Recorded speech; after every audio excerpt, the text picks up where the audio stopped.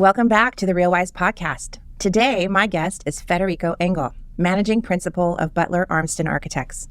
Federico has been with Butler Armsden for 19 years and has designed and overseen the building and renovation of several of the Bay Area's most spectacular homes, most notably the Lagoon House in Stinson Beach and the former French Consulate in San Francisco.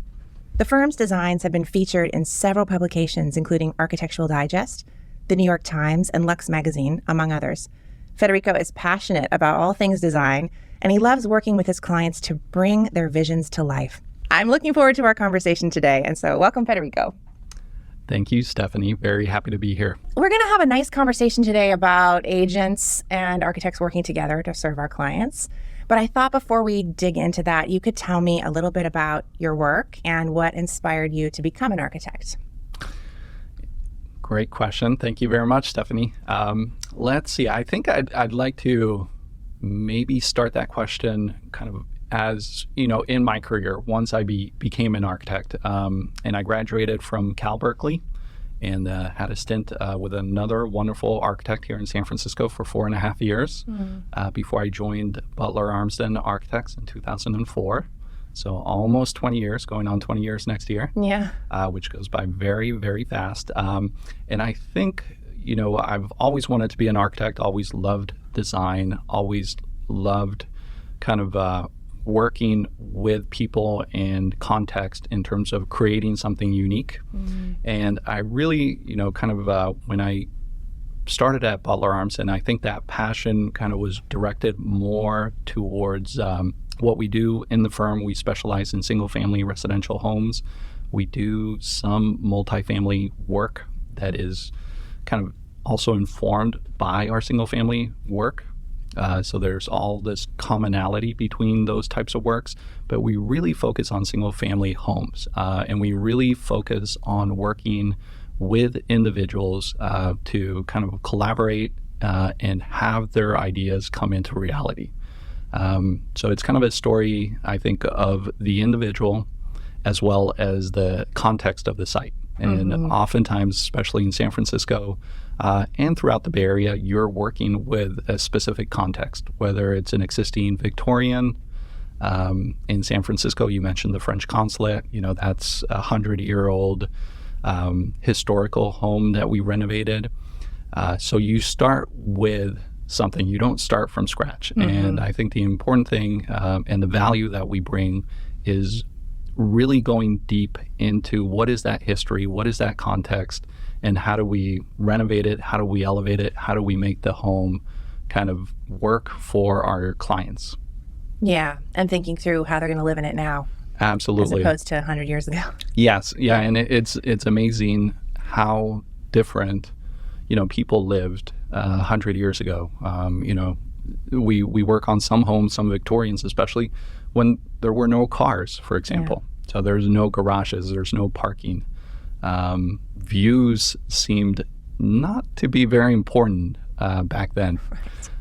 Maybe there was less people or maybe people were busier, but we feel like views are a real selling point for homes now, especially in kind of dense areas where you really kind of want to extend kind of your view and essentially extend almost your property, taking a 25 by 100 foot lot and just making it feel so much bigger just through borrowing views and borrowing what we call also kind of mid-block open space, which is the shared space that houses, when they're kind of built around a block, that middle of the block is that open space that everybody really benefits from in a way.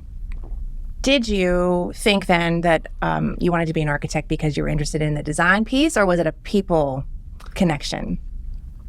That's a really good question. I think I started as an architect, and I think most architects start for the design. And we learn, to design first to a context, a site, and try to maybe convey a story of, Oftentimes that story is conveyed through style. For example, is it a modern building or is it a traditional building? Does it have an open public space or is it closed off? What are you trying to accomplish? And obviously there's a function and a use to most buildings, whether it's a library, a museum, a civic building, a school, or in our case, mostly single family homes. Yeah.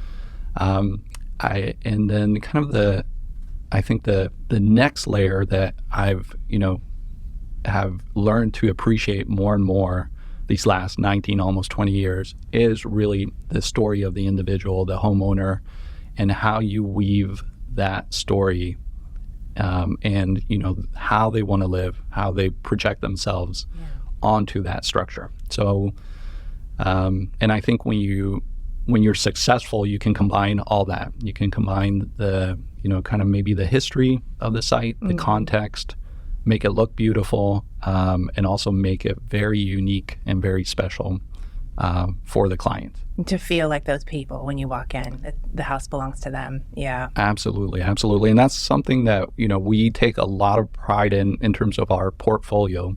You mentioned a couple projects. Yeah. One is the Lagoon Home, and one's the French Consulate. And those, for example, are very different homes. They're very different styles. They're very different locations. They're both in the Bay Area, but they're completely different buildings. And there's a real reason for that difference.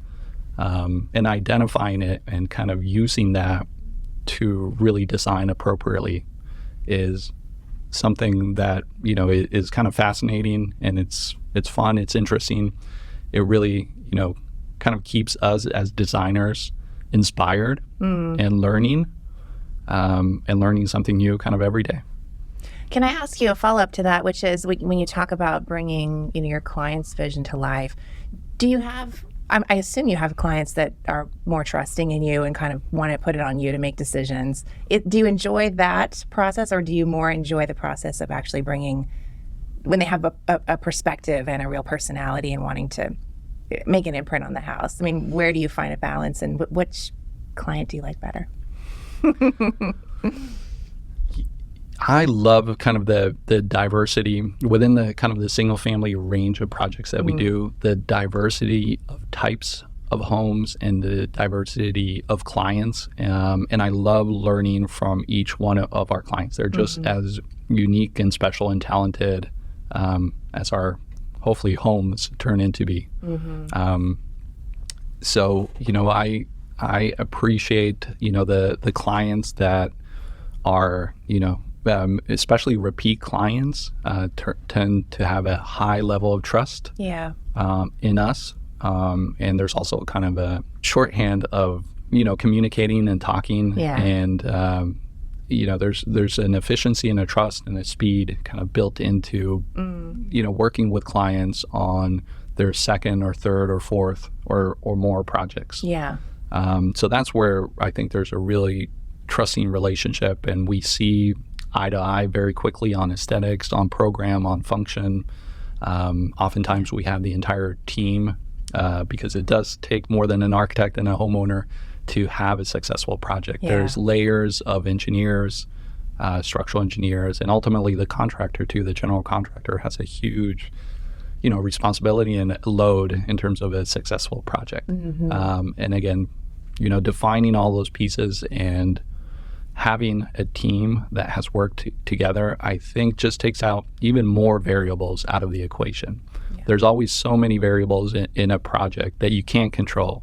Right. You can't control neighbors, and you can't control governing agencies. San Francisco in particular. Absolutely. As much as you want, as much as we nudge and pull and ask, and they're going to take the time that they're going to take, and they're going to make the plan check comments that they're going to make.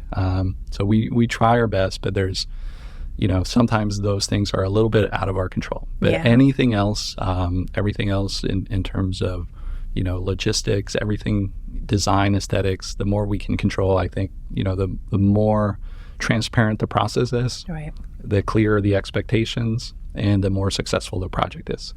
Yeah, that's great. I mean, I would imagine that would be a really fun and arduous process depending on where you're trying to do it. Yeah. I mean, the city is notoriously difficult. And so I'm always amazed when people get things done and they look beautiful and they achieve their goals. So yeah, good for you. Thank you. Yeah, no, it is. We're doing a lot of work in San Francisco, a lot of work in Marin and the peninsula, and everything takes a long time.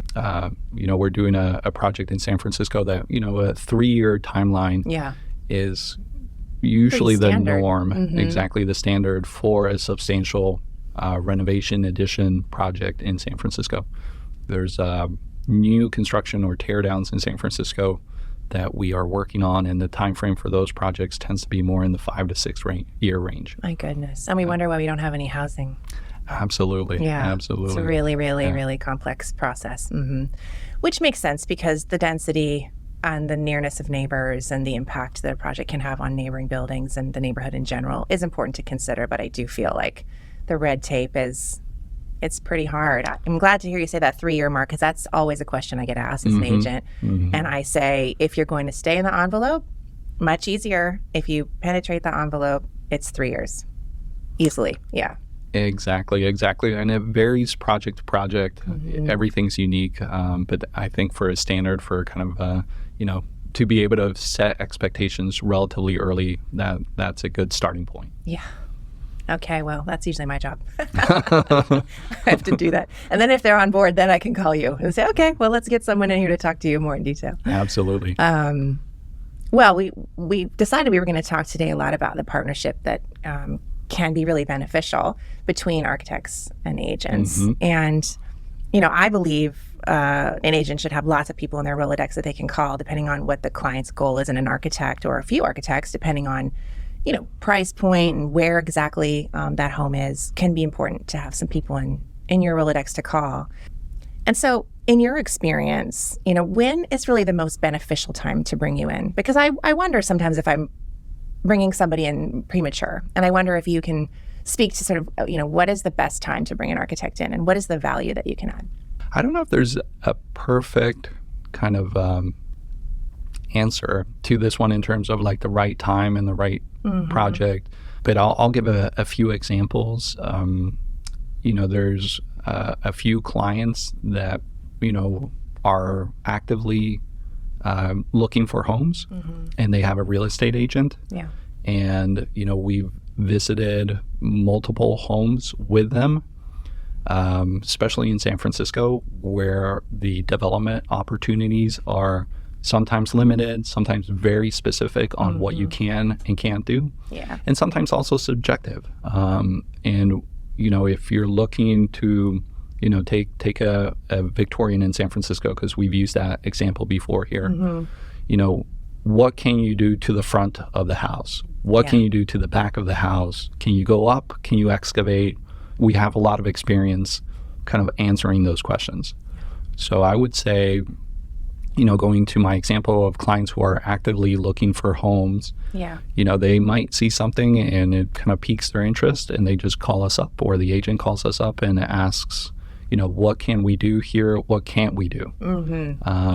So again, in San Francisco, and it could be a quick conversation on the phone. It can be, let's visit together and see, what you're thinking of doing, and we'll try to inform you as quickly as possible, kind of our experience, our knowledge of the planning system, of what's feasible. We'll let you know what you can and can't do, and just have those conversations relatively early.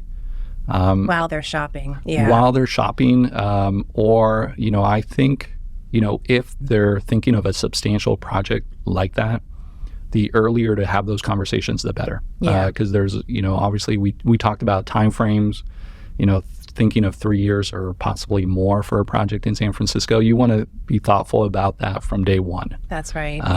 And, we'll also, I think, as architects, we're somewhat generalists in our information. So we'll also be able to tell you, what are the construction costs? What are the other factors that go into, potentially a large investment in terms of time and money and project? And we try to give you kind of that holistic, all-inclusive look at what it takes to have a successful project. Which are all the nuts and bolts that you need if you're going to you're trying to do this level of purchase and renovation to your own needs. You need all of that going in. I mean, I think example that you gave of the client that is already looking, they're your client, they're already looking, they're dead serious. I think where it gets a little complicated for agents on our end is people who are contemplating purchasing a house outright that's done, or maybe they want to do a project, but they've never done one before, and it's clear that they don't have a lot of savvy around it. And so I'm wanting to educate them, but I don't want to waste an architect's time bringing them in multiple times if that person is not serious. I think that's where I've had that client, and I've tried really hard not to burn a relationship with an architect or a builder. But it gets dicey. And I think it's just, for me, I try to just have a transparent conversation. Like, these guys may or may not, but you're the person I would call for this particular thing in the future. Feel free to charge them for your time. I mean, I think that's something I've told builders and architects to do as a consulting fee. And then clients suddenly get very clear about whether they need that person or not. And so that's my trick, is usually just to tell my, people to say, well, the first visit's free. And then if I have to come back for another project, maybe we'll be paying a consulting fee to that person. So that's how I get it done, because I never am really sure. But I certainly don't want to leave a client who may well be a good candidate for this kind of large-scale renovation. I don't want to leave them without the information they need. So that's my trick. That is an excellent trick, Stephanie. I haven't applied it, but I'm gonna definitely borrow that one for the right times. For the right times, yeah, because most people are not going down that road, but I find especially people who have never done it before, and they're nervous, and they have a right to be, because they're not sure. No, I would say, and all architects are going to be a little bit different, but I think of just building relationships as an important thing to foster in our business and in our profession. So I always think that I'm a big believer in karma and goodwill, and I feel like not every visit that I make and not every consultation that I make is going to turn into a project. I don't expect that. And some people are thankful, and we'll never see them again. Some people are thankful, and maybe they come back in 5 or 10 years. Yeah. We've had a lot of stories of again, being around for a long time, our firm, whether it is these types of consultations or, being exposed in the neighborhood, and people say, oh, I've seen your work, and, I finally, now thinking of purchasing a home. Would you be available? Yeah. Would you have a conversation with us? And, we're always happy to have that initial conversation. And if we're not the right fit, because there are different architects, or different types of architects, different sizes, different specialties. If we're not the right person, I'm happy to, say that and try my best to, I think, direct either the agent or the buyer or the seller in the right direction. Yeah. And sometimes that's an interior designer. Sometimes it's directly to a contractor. So there's other resources that we can also direct that to. Yeah. I know that your firm and your team, you work on pretty large-scale renovations, as far as I know. Is that a correct assumption? Generally, yes. They're kind of along the lines of what I was trying to gently convey, in terms of we're not always the right architect for everything. As much as I love design, we have to. We all have our strengths and our weaknesses, and I think we have to be aware of those. And for us, there's not too much economy of scale in terms of our services in a kitchen remodel or a bathroom remodel. It's more when there is a substantial project. It is when there's usually, not always, but sometimes complicated permitting strategies. And we can get into that a little bit later. But oftentimes, the time frame of building, we started with 3 years. That can be, sometimes even to get to 3 years, you have to be kind of a little bit, thoughtful on how you permit that work. And if you can permit it in 1 or 2 or 3 permits, again, without, creating too much exposure or risk for the project or the client. Yeah, so phasing those permits, I've heard a lot of people talking about that. Exactly. It is a way, unfortunately, in San Francisco, and it is accepted to a certain extent in San Francisco. We're doing a couple projects right now where we are doing kind of a phased permit approach, and we do get a little bit of goodwill with the planning department when we say from the start, this is our plan. We want to start with this scope. Yeah. And then we're going to permit, this scope. We'd love for you to approve that second scope, but if you don't, we still have a substantial project and we'll be happy with what we've already permitted. And then the goal then is to get started, demo, start doing the framing, start getting the core of the project done. And if you get the approval to extend back or whatever it is that you're going after that is a maybe. That's exactly right. You're already moving along. So to try and use the permitting process to get the project going faster and get it done faster. And then absolutely right. And it's a lot of communication with your clients to make sure they understand like what phase is guaranteed, right, and what phase is hopeful. Yeah, absolutely. And we'll want to be very clear about that from the onset. And that's a little bit unique to San Francisco. Yeah.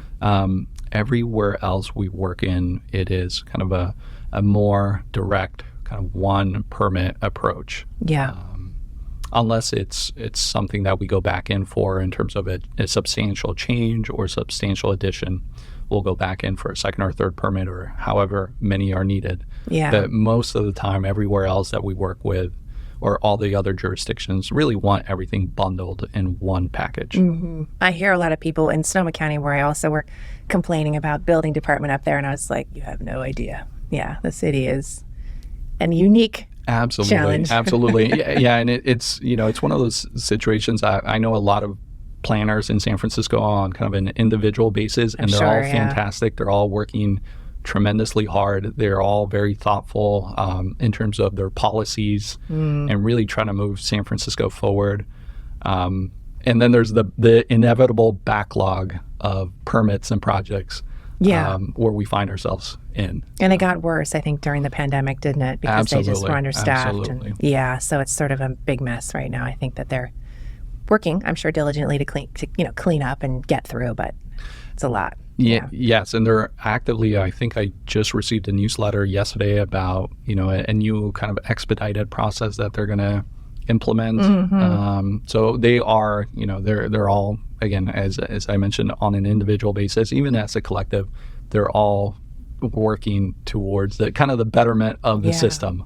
And so expediting like over-the-counter stuff, permits that you can get without, because you're not making structural changes. Right. That's, for those of you that don't know, over-the-counter is a term that people use to refer to this is general bath renovation or swapping fixtures and finishes, but maybe nothing structural. Yeah. Absolutely. No, that's correct. And and there's tiers of permits, the over-the-counter being probably the most simple kind of.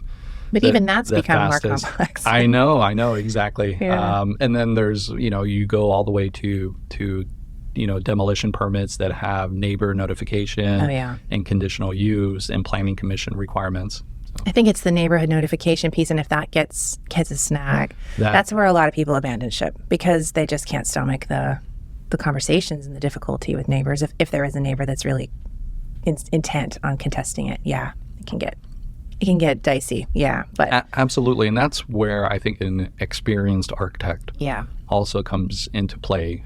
Somebody that's been doing 311s has talked to a lot of neighbors and negotiated with a lot of neighbors. And I think we're clear. Oftentimes the neighbor discussions kind of fall into a few buckets. One is the actual logistics and the disruption of construction. And we try to be, accommodating wherever we can, but we still have, timelines and schedules and budgets to hit.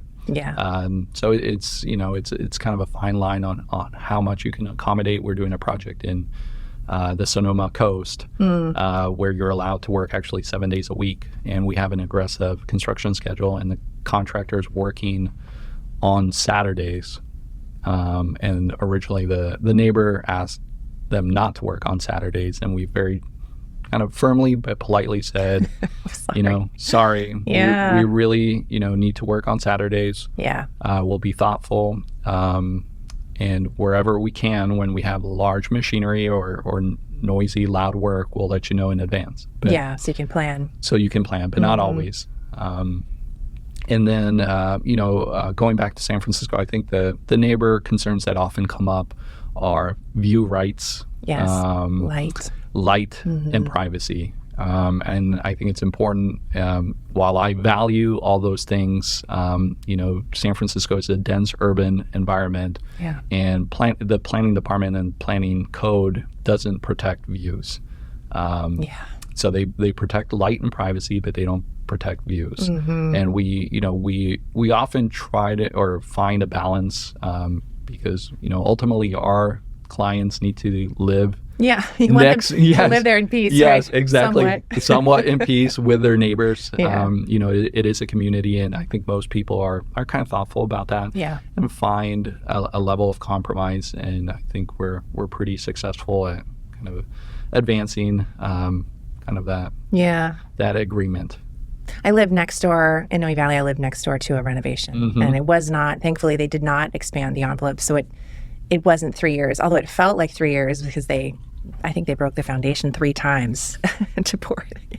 I have no idea what was going on there, but it was a lot, and I was working in my home office. It was a big impact, and because I'm in the business, of course, I was able to have conversations with them about blocking my driveway and things like that, But that said, I also understood it's temporary. And net, I was going to have this beautiful renovated home next to me that before was a fixer and kind of junky, and it looked much nicer from the street and would be a good comp to my house if it ever sold. And so I made my peace with it. And I wish more people were able to kind of have that perspective. But, San Francisco is what it is. And I don't envy you. So conversations you have to have. But you seem like you can handle it. I mean, you've got the personality to handle those well. I'm guessing that's part of your secret sauce, Federico. I try. I can't always guarantee I'll be successful, but I'll definitely guarantee that I will try my hardest. Oh, that's great. But absolutely right. And I think you brought up a good point that, the kind of the more, kind of astute neighbors recognize the investments and the just the money investment made, and how ultimately that improves the neighborhood, totally, the value of everybody's homes. So I find that I think there is a lot of that recognition, even more so. I think you're right now. And maybe not so much in San Francisco, but definitely in Marin, definitely in the peninsula. There's a little bit more, and maybe that's just because, or in Sonoma too, just because properties are a little bit larger. There's a little bit more breathing space. There's a little bit more acceptance of do something nice on your property, and most likely it's not going to impact me the long term. I mean, the noise, just having someone a little bit further away, instead of sharing a wall with you, is a big difference. Exactly. Well, you and I met because I had a client that was looking for a home in the city, and we found one that they liked, and it was a fixer, although it was a very lovely location, prominent, beautiful views. I mean, it had really the potential, if in the right hands, to be a really notable home. And you want to tell that story? Because I met you because the listing agent brought you in to help him sell it, and so maybe you could tell me what that decision was. Absolutely. That is, we're actively working on that project. We're under construction. We have a little over a year to go. So we're really kind of in the thick of things. So it feels very fresh in my mind as well.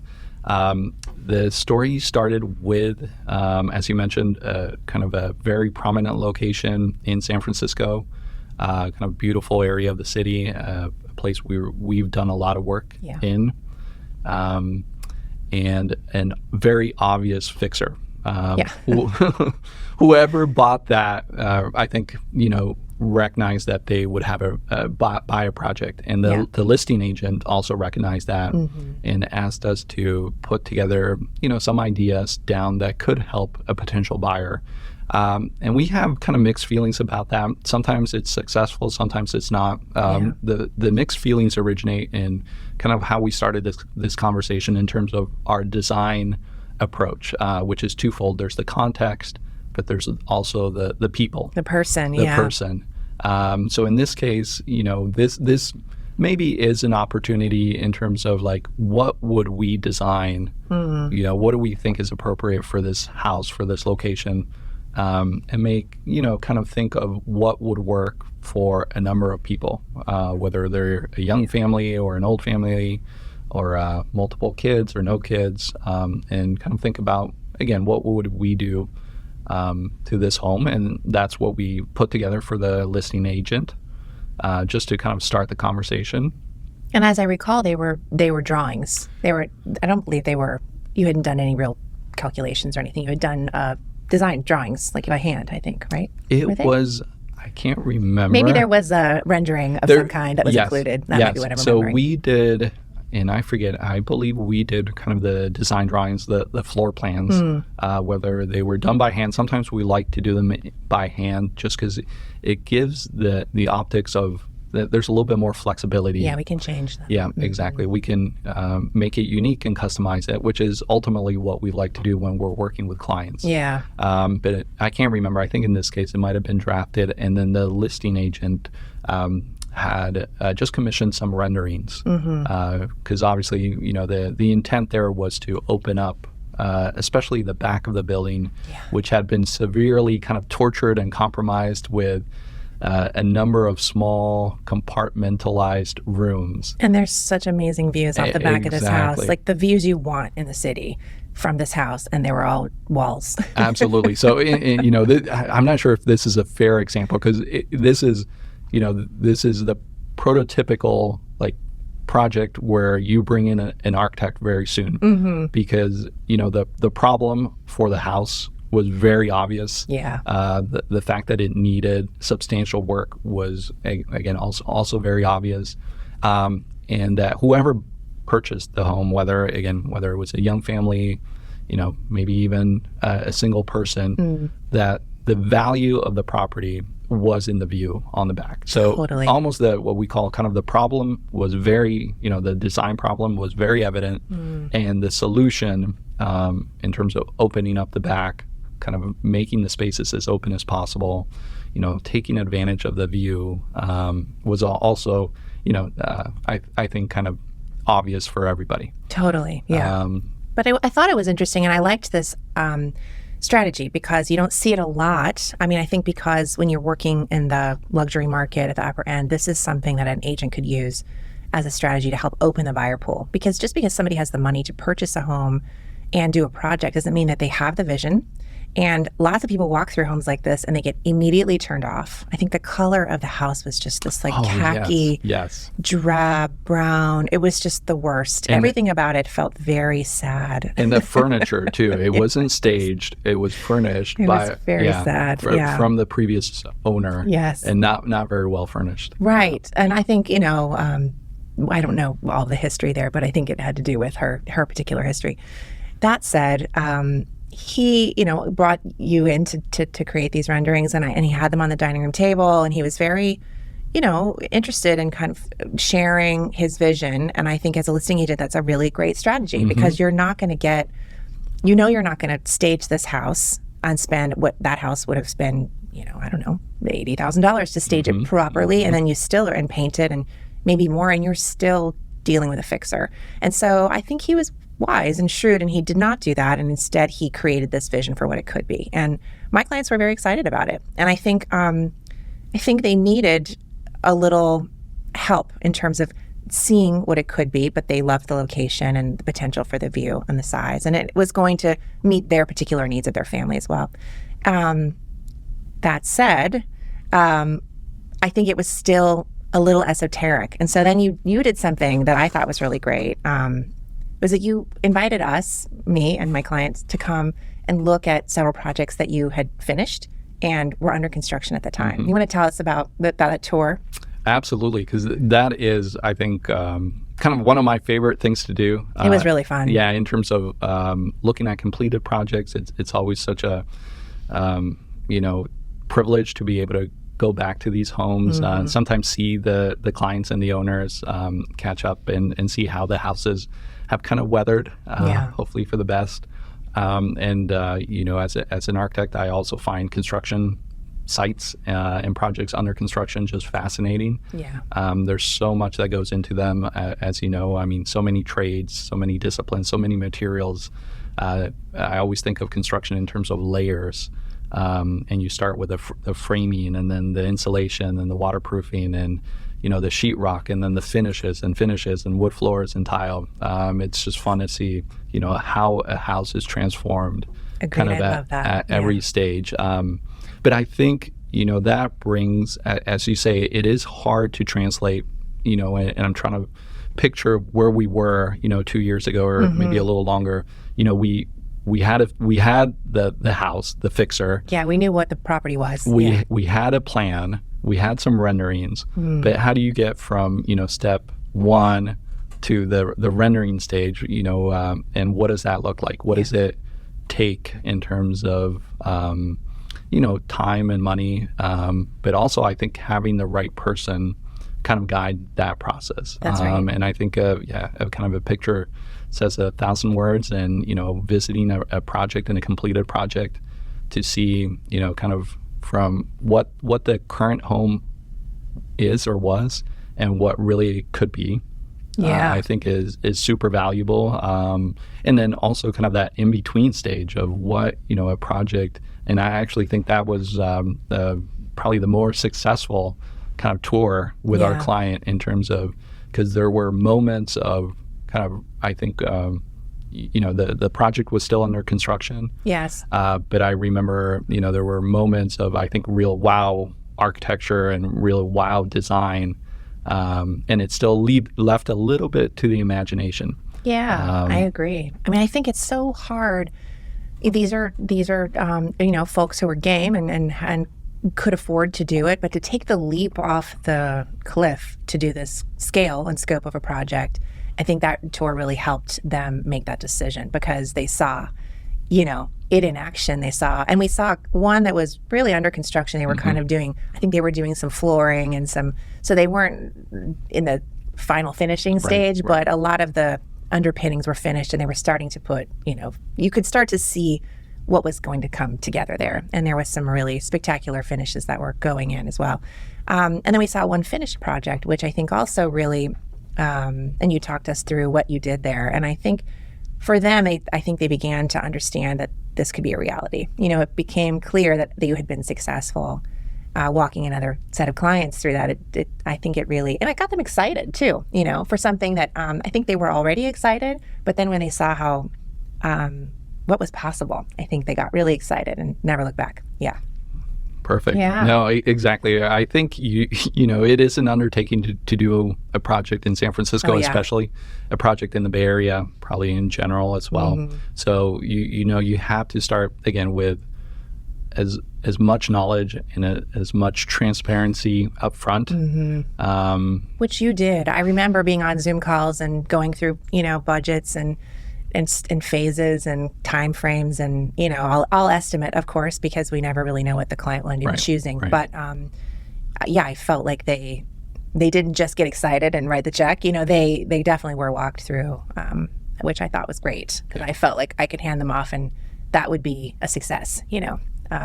Well, thank you. No, definitely. I think I've learned some things about budgeting and schedules, and continue to learn. It's always a moving target. It was especially kind of a difficult moving target, kind of in the thick of the pandemic, with inflation, supply chain issues, even labor rate here, or labor availability here in the Bay Area, and just timeframes really kind of being much longer than they have ever been in the last 19 years.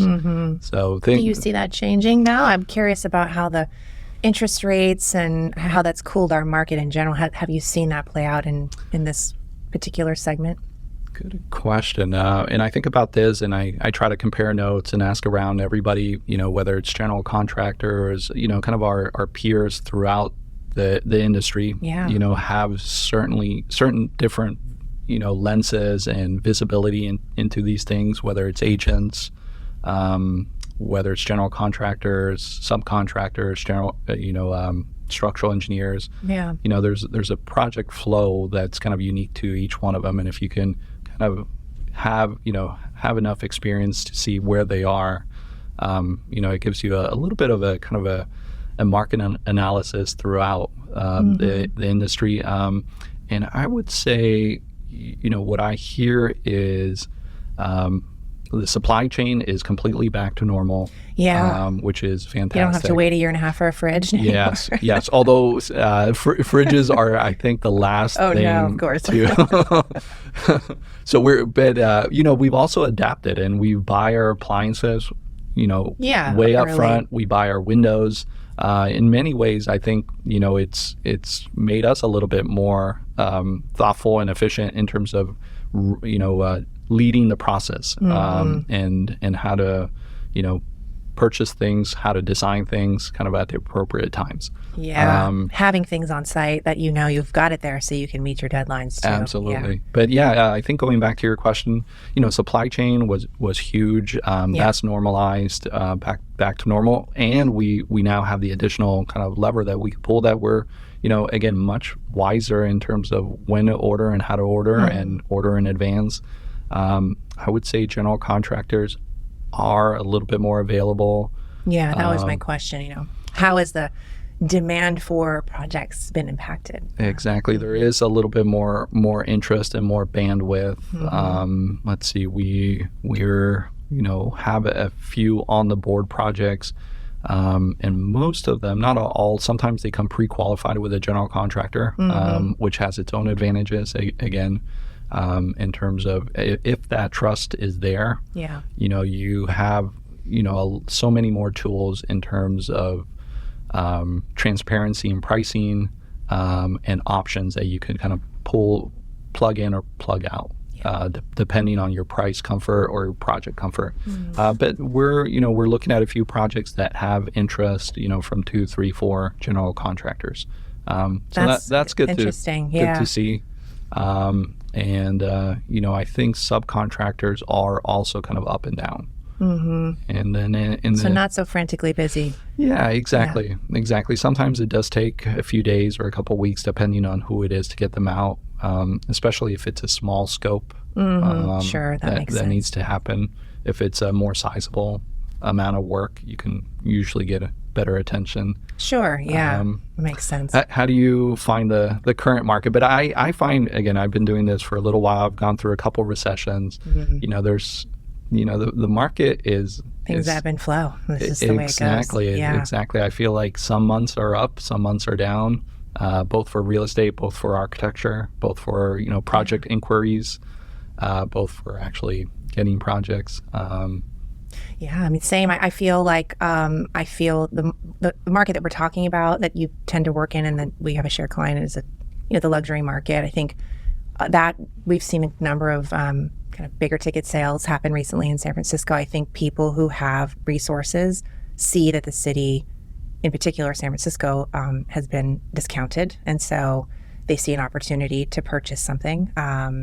And maybe park some cash because the overall financial markets are volatile. And so, I think people with resources seems to be they always have resources. And so I'm not seeing, and I have one view, I'd be curious to, look at what the data says, but I'm not seeing that folks who have a lot of cash are slowing down. I wrote an offer today with a huge down payment and they were very aggressive. And so, my feeling is that segment of the market is a much smaller segment than the whole market, and there are lots of people who cannot buy right now because rates have kicked them out of the market, and prices just have come down, but they haven't come down at the same proportion, ratio to payments going up. So we're getting squeezed. But in terms of, yes, I still have a client looking to do a really big project. I think she's kind of not super motivated because she's feeling like, well, prices might come down this year. Maybe I should drag my feet a little bit and see what happens. And I think there is some sentiment among folks like that because they're looking at a big spend, and then, nobody wants to be in a big renovation and have the market fall on them. So there's that hesitation. But in general, I think folks who just have a goal, and they're focused on their goal, they're not really worried about what it's going to be worth at the end. I mean, they want to get close, and they like to break even, but they're not worried about making a bunch of money or being underwater because they're going to hold this house for a long time. I mean, the kind of projects that you do, it seems like that's a long-term, I'm going to occupy this home for a long term because I'm putting my heart and soul into it.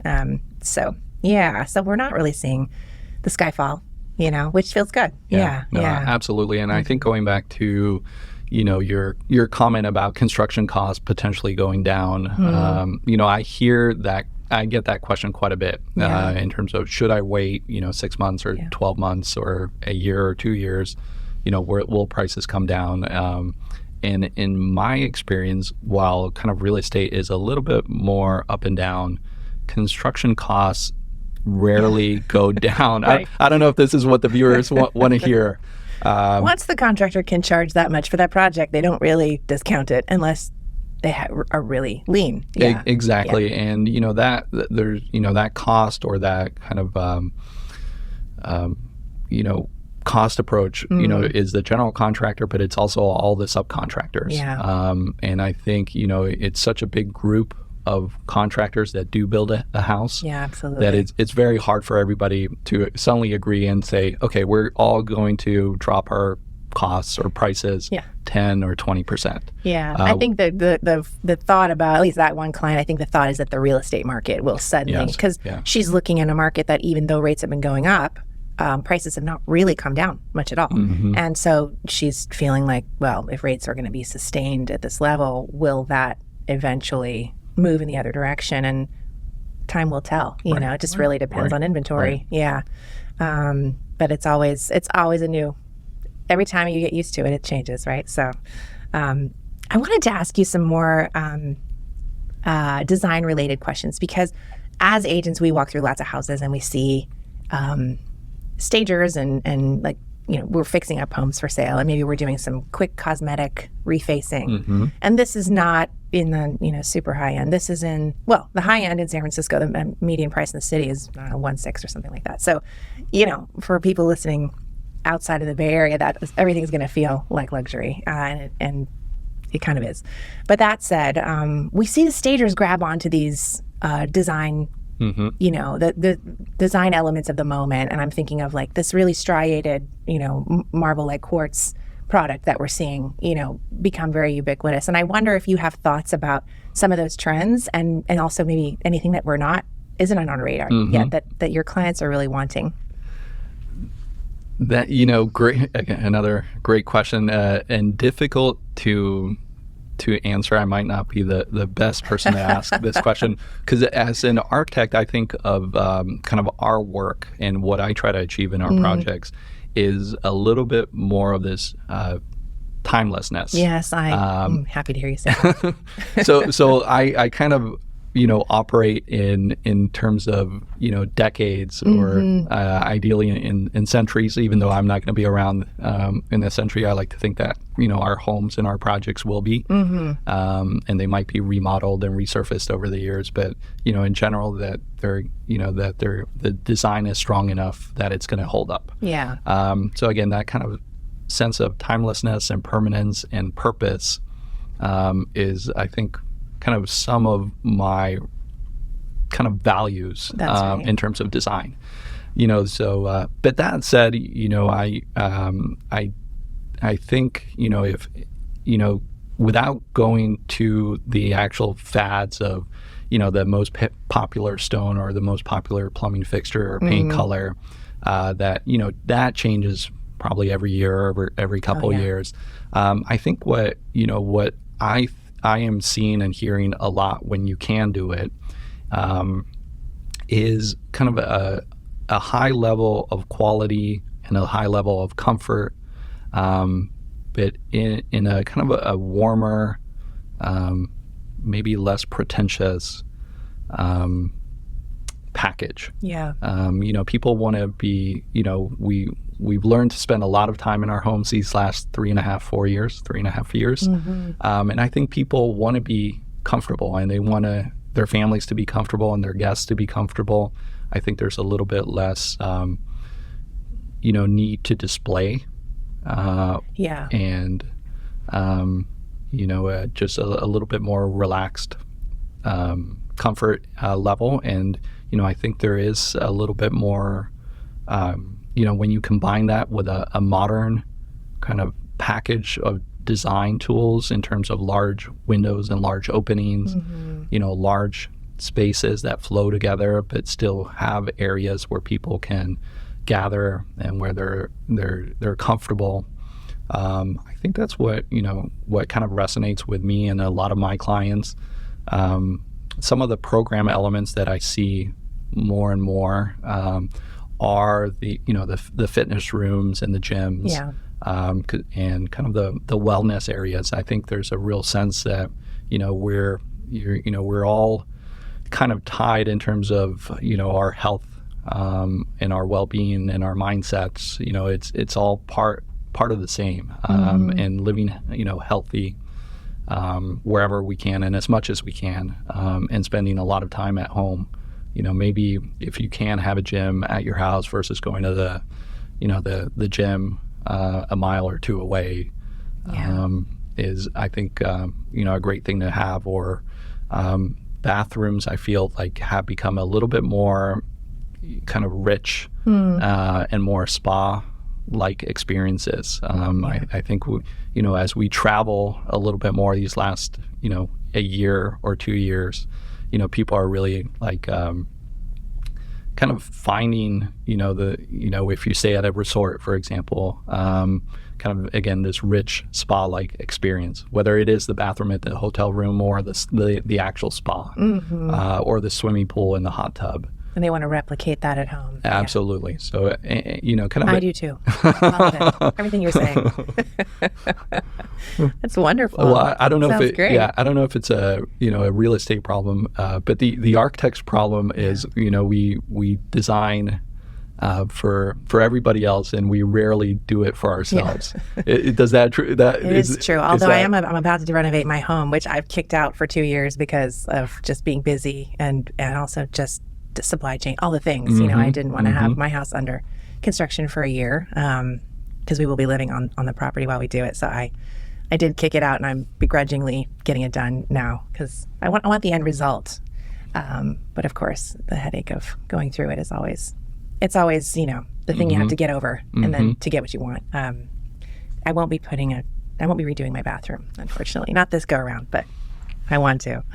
I do feel like when I look at some of the trends in the shelter magazines and in renovations that I walk through and I see, I'm like, wow, this kitchen just screams 23. This is going to be a 1923. 1923 is better, but I think that has more staying power. I like the pink and black bathroom a lot. 2023, not that old. 2023, I just feel like it's stamped right on that kitchen, and in 18 months time, they're going to be itching to change that countertop, or, I think it's fine to put your personality and do something splashy. And I usually will do it with paint because it's probably the least expensive thing to change later when you tire of it. Right. But yeah, I don't know. I guess that marble is the thing that sticks out for me because it's everywhere right now, just everywhere. It is, exactly, and especially shiny marble. Yeah, the polished marble. The polished marble. So I do try to stay away with it. But again, I think, just it's hard to identify what trends are going to stick and which ones are just going to fade away. Oh, of course, yeah. It's like everything. But again, I think if you start with good design, good proportions, good light, good flow, there is a little bit of flexibility on the materials that you can use. And, sometimes I appreciate, or oftentimes appreciate, working. Again, this is where the client aspect comes back in terms of, again, I feel like if we set as the architects a good design foundation for the home and for the project, there is a certain flexibility for that homeowner or interior designer to, collaborate and bring in their own aesthetic and their own quirkiness or their own kind of style into it too. Yeah, makes sense. And I'm often surprised how much I love those things at the end. Yeah. Where I'm at first, it's I think of it as maybe not something I would personally do, but I'm always amazed. I'm like, wow, I actually love the pink onyx. We did a project a few years ago for the first time with a pink onyx bar. Oh wow! And I was like, oh, I think that's going to just be too much. And I love it. You I did? absolutely, Okay, yeah. well. And I didn't choose the pink onyx either. Yeah. That's but fantastic. but- Well, so again, that's where the character and uniqueness, and as I mentioned earlier, the quirkiness of the client comes in. Yeah. I want to make sure that there's enough space for them to bring in their own voice to the design conversation. I think that's important. yeah, that's great. Well, this has been so fun. I'm really enjoying our conversation, but it's coming to an end. And I want to just say I'm so grateful that I got to meet you and we got to partner on that transaction. I hope that I have the opportunity to bring you in on another buyer's dream sometime soon. I really have enjoyed working with you. I know my clients love working with you. Can you tell the people listening how we can find you and get a hold of you? Absolutely. Let's see. You mentioned our firm name, which is Butler Armsden Architects, and we are in San Francisco.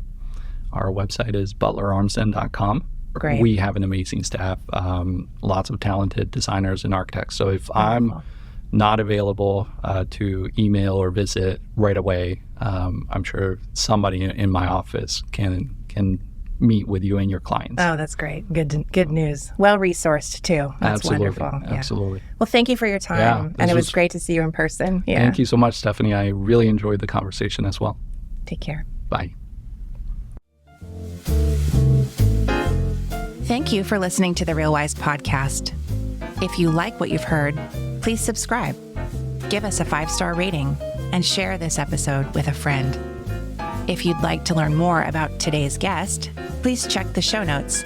And to learn more about Stephanie, visit RealWiseAgent.com.